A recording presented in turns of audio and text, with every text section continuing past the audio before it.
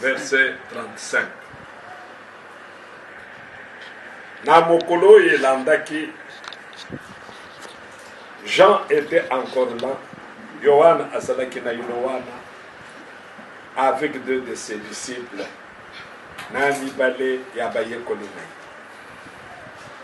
Il regarda Jésus qui passait et dit, Atala amonaki Yesu kolekaka pe alobi, voici l'agneau de Dieu.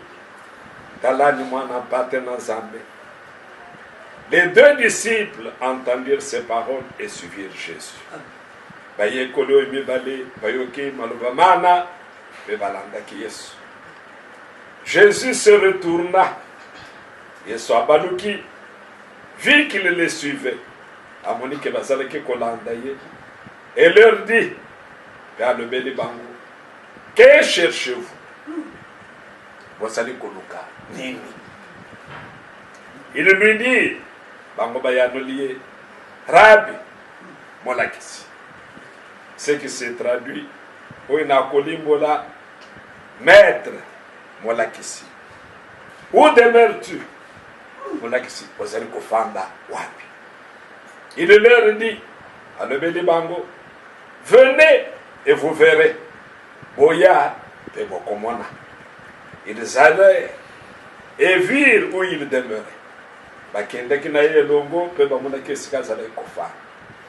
Ils demeurèrent auprès de lui ce jour-là. C'était environ la 10e heure. Ezalaki na ngonga ya zombi tokoki kofanda na kokomba na bitangi. André, frère de Simon Pierre, André Ndekoya Simon Pierre, était l'un des deux qui avait entendu les paroles des gens.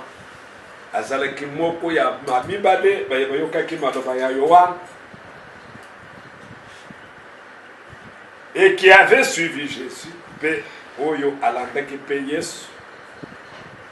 il trouva d'abord son propre frère Simon et lui dit, Simon Pierre nous avons trouvé le Messie. Biso tomoni Messie, biso tokutani na Messie, ce qui se traduit par Christ. Donc, André, frère de Simon, quand il voit son frère, tango moni de konaye, parce que c'est là qui sango madame, sango kitoko, ayebisiye de konangai tokutani na Messi, oya bianga mi Kristo. Il les conduisit vers Jésus. Jésus le regarda et dit, Yesu atali yepe alobi, tu es Simon, fils de Jonas. Vous avez Simon, mwana ya Yona. Tu seras appelé Cephas. Bakobenga yo Cephas. Ce qui se traduit na kolimbo lelobi Pierre. Maintenant, pour faire le bateau, le lendemain, Mokolo Elandaki, il voulut se rendre en Galilée. Alingaka qui est en Galilée, il trouva Philippe, à côté de la Philippe. Jésus lui dit, suis-moi. Amen. Philippe était de Bethsaïda. Philippe a dit Bethsaïda, la ville d'André et de Pierre. Engomba ya Pierre na André. Philippe trouva Nathanaël et lui dit, Philippe, yépe à côté de Nathanaël, Père Lobinaï. Est-ce que vous remarquez ce qui se passe ici? Chacun qui rencontrait Jésus,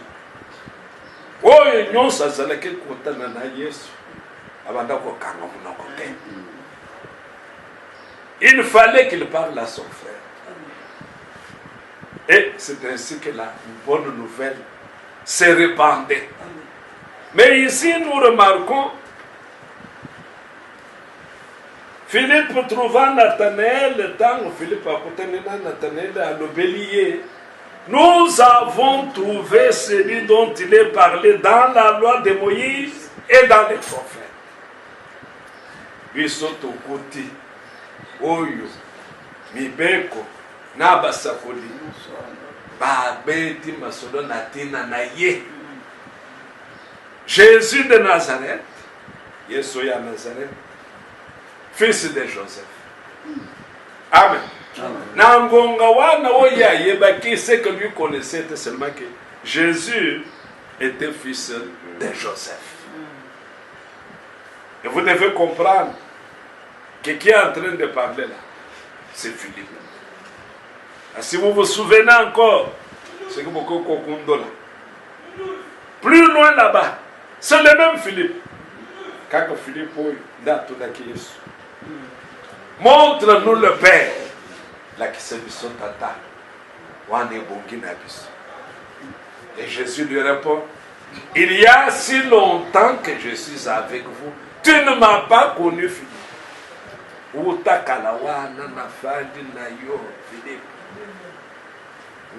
Yo, c'est lui qui m'a vu, a vu le Père. Amen. Oh, ya moningai, yes, amoni tata. Amen. Alors, Nathanaël lui dit, Nathanaël a le bélier, peut-il venir de Nazareth quelque chose de bon? Na Nazareth, eloko ya malonga, eloko ya motuya, ekoki komima kuna. Philippe lui dit, Philippe a dit, Yaka, et vois, Yaka peut au monde. Amen. Jésus vit venir à lui Nathanaël et dit de lui, voici vraiment un Israélite dans lequel il n'y a pas de fraude. Dans la Moïse, c'est l'élé. Oui, quand il n'a eu le kouta exalté. Nathanaël lui dit, Nathanaël lui dit, d'où me connais-tu? Jésus lui répondit, avant que Philippe t'ait appelé, il y a un mot Philippe a bien eu Biskayo Zanaki. Hein?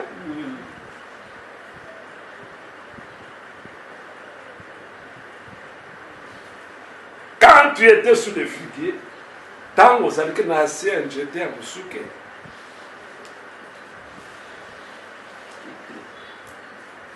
Je crois. Je t'ai vu. Pas dans mon acquis.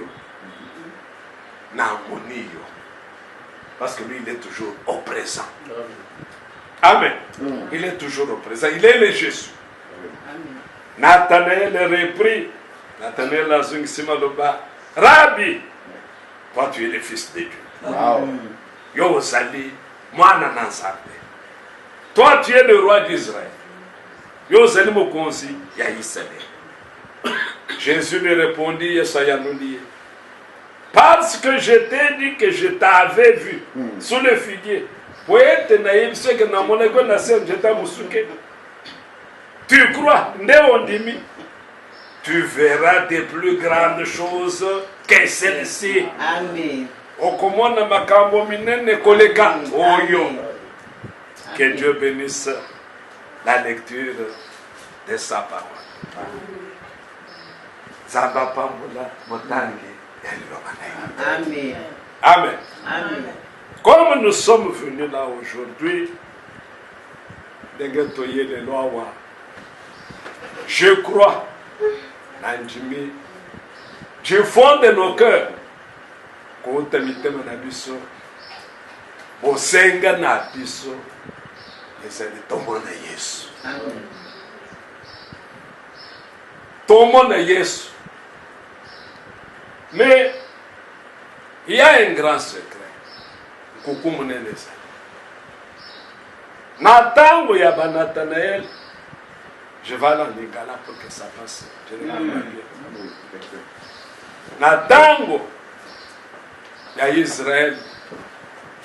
Natango oyi Yesu azalaki na nzoto ndenge tozali na bino na nzoto boye moto akokaki koloba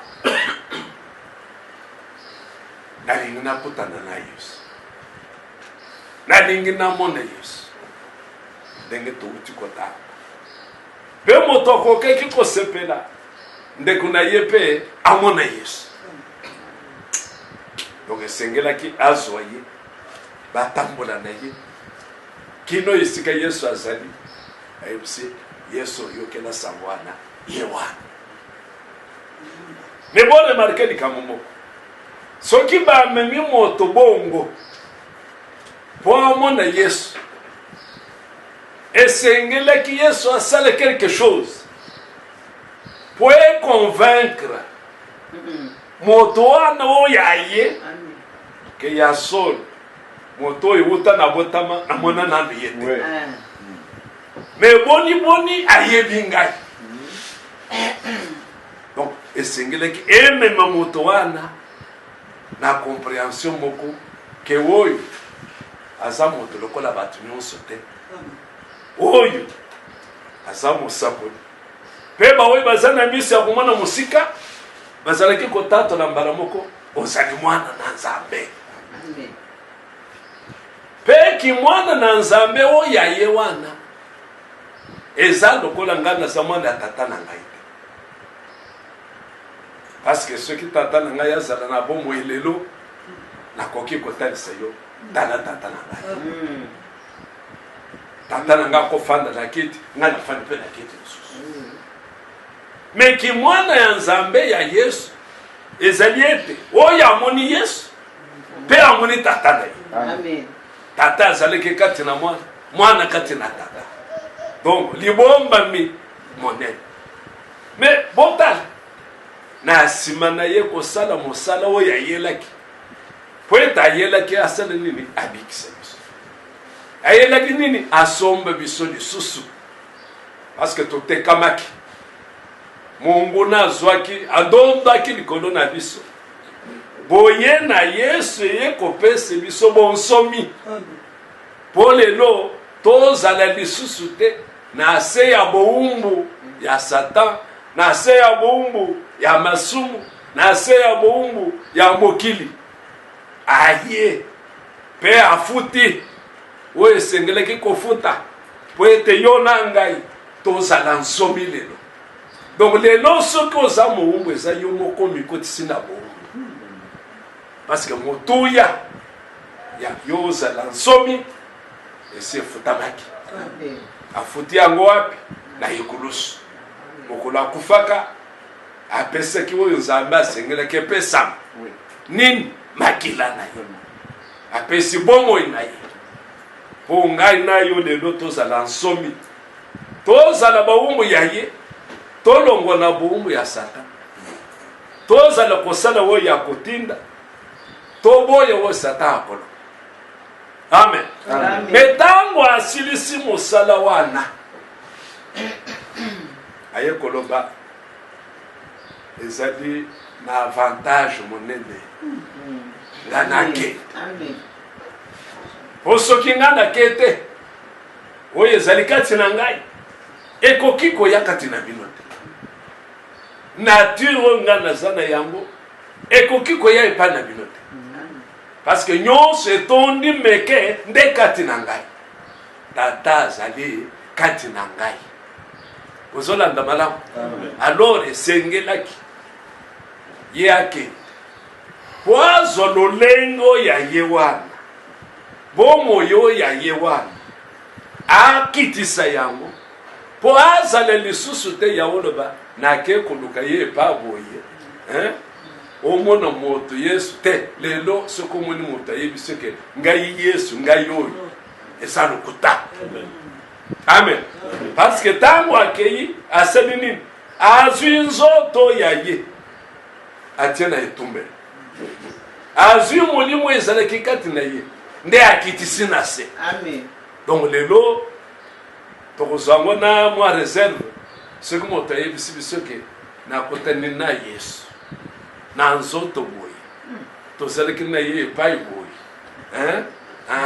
Tokotala nanu tokoba nanu kobenga na ye te, me tokozala nanu mwa prudent. Parce que Yesu oyo azongi oyo aza na biso elongo azali susu na nzoto oyo te azali molimo. Amen.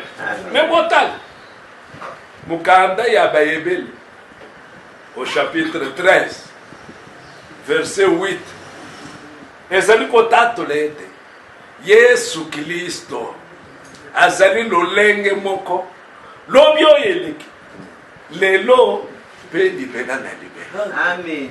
Elingi koloba nini?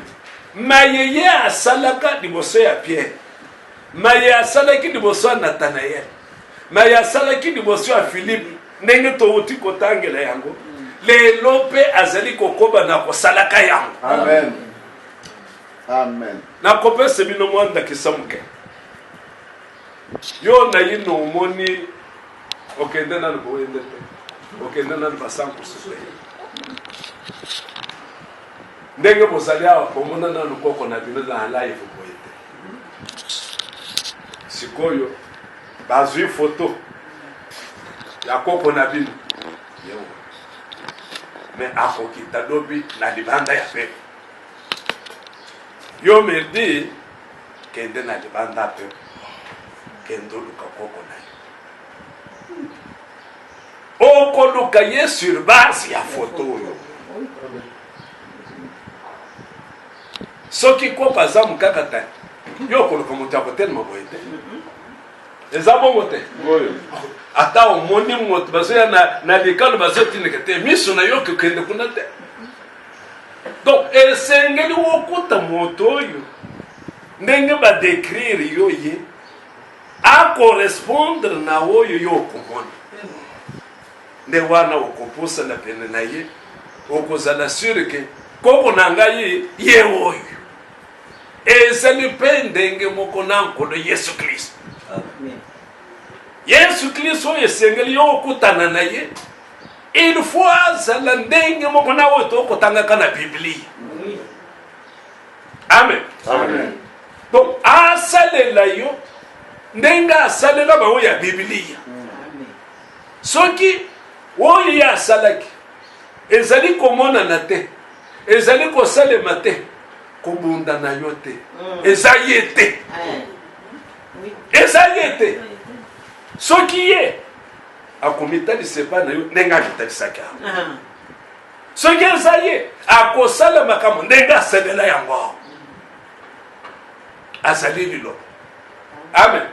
Biblia elobi recherchez l'Éternel pendant qu'il se trouve. Amen. Boluka nanu Nzambe tango azali nanu komonana. Donc okoki koluka Nzambe bakosa yo te koluka Nzambe te foto mema makomi nyonso okoki koluka Nzambe me yeba Nzambe nde apesaka. Amen. Le vouloir et le faire. Amen. Yenda akoboti sakati na yo posa wana parce que yo ozali ya solo na nzoto boye oyebi mokolo botamaki na nzoto boye okokoloba naza na mbula boye me yeba soko ozali ya Nzambe uta yala Nzambe ayeba yo. Amen. Pe lokola ayeba yo akobungisa yo te akosala manso kino akotana na yo pe tango ozali ya ye na kati na yo na mozindo na yo mikolo miso zaka posa eloko moko ozoluka eloko me oyebi eloko yango osoluka te oza toujours satisfait te ata oza na mbongo oza satisfait te ata otangi bien oza satisfait te. Il y a quelque chose qui manque et la chose qui manque c'est notre Dieu. Amen. Yango na motema na yo ata balobi tokende losambo boyi metango tikali na ndako kati na yo condamnation ozana eloko zoluka oyo zolingo okutana na nde mokolo koyoka sango malamu ndenge toko te yango lelo boye orebi eloko na bandaki koluka yango parce que okoki koluka eloko oyo ezalaka te po oluka eloko esengeli eloko yango ezala. Amen. Alors lelo biso nyonso bengami toluka Yesu me Yesu oyo wapi oyo ya Bible. Amen. Pe soki okutani na ye soki Bible alobi ke azalaka 1 mètre Hein? Comment est un maître? Mais le la Bible est le qu'il est le tout puissant. Amen. Alléluia. Et c'est ngeli atali sakaza ya nguya nyonso. Amen. Na maye nyonso ekoki koyela yo ozana eyakeme. Esika osapuya. Likambo ata ye monene ndenge nini tango belemi epai na ye. Ye il faut attendre ça pour convaincre yo que ça y est. Amen. Vous comprenez? Amen. Lui attend convaincre bana na ye pour baso sur le que ça y est. Azana lolenge na ye akosalela makambo. Aza moto lokola biso te. Akosaka te. Amiwanga na kate. Mais amifongolaka. Et pas bana na ye pour baye baye. Parce que ye bien na so nenga yebisi Philippe. Okomona makambo minene. Koleka oyo. Na yebisi kaka bisiko salaki o lebi o na mono sawa te wana te. Okomona wo ya koleka. Amen. Amen. Amen. Okomona loboko ya moto ekatani azongisi. Ndeye wana. Amen. Mais bon keba pe. Na miracle moto nyonso kwa kosala. Mais miracle c'est le temps le lona liloba. Amen. Ce que liloba ya Bible et que ce n'est pas miracle moto azosala. Tu peux comprendre que apakolami mais azayete. Lelo to somona moto bazoloba azosala miracle. Bopusani pembeni. Bokoti singana na loboko. Botani malamu. Bomoni libende na kingo. Kontene libende na kingo. Eye koluka nini? Pera lataki libende. Pola lataki libende te. Yesu tozozo ye na motema. Afanda kande na motema. Amen. Asalaka na motema. Donc lelo oyo totamboli kati na ndako oyo. Ezala ngonga ya yo pe ozamba pesi yo poluka nani? Yesu. Amen. Mais kozwa Yesu mususu akeseni nawo ya Biblio ete. Yesu oyo kozwa. Yesu oyo kondimela. Akokana nawo ya Bibli. Parce que Bible lobi azali lolenge moko lobi eleki. Lelo pe libela na libela. Yesu soko kutani ye. Akolobelo makamkana ndenga so. Atali Pierre alobi. Kombo na yo. Nani? Simon. Mwana ya nani? Ya Jonas. Amen. Amen. A hésité, a se trompé. Ce qui a l'ingapé ce combo, a quoi personne a comme babengo na bomwana. Pour rassurer yo que vous avez mérité. Amen. Amen. Pour rassurer yo que ya na mekate. Yaye ça dit exact. Parce que de sa bouche le sol qu'elle a fait. Amen. Yaye psi kombo ya Simon wa tokolongola. Toko pesi ya Kefas. Parce que Simon il est encore basé. C'est ma belle. Ma belle et moi naka. Hein? Mais toko pesi kombo ni. Les banques. Hein? Amen. Vous comprenez? Hein? Les banques. Yeah, abongori yango ashanja. Okay. Amen. Amen. Okozala moye kolina ngai. Yo kolanda ngai. Oza péché ya bambisi. Hein? Mais kasingana kosala yo molobi ya bato. Amen. Amen. Amen. Ye ndewa soki akutani na yo pe. Abengi yo akosala makambo ndenga azosala. Donc en prenant cette prédication, mon côté à politique, dans conseil. Amen. Mon politique va conseiller. Au kotanga bi, au komona makambo sabanda kosa. Bisiko ke. Ata omoni makambo eso sale. Kasi maloba. Est-ce que kokani nawo ezali a? Mais soko kuti maloba motoko mi koloba ke yenda nzambe. Ata zo se que c'est libéré. Azaya nzambe. Amen.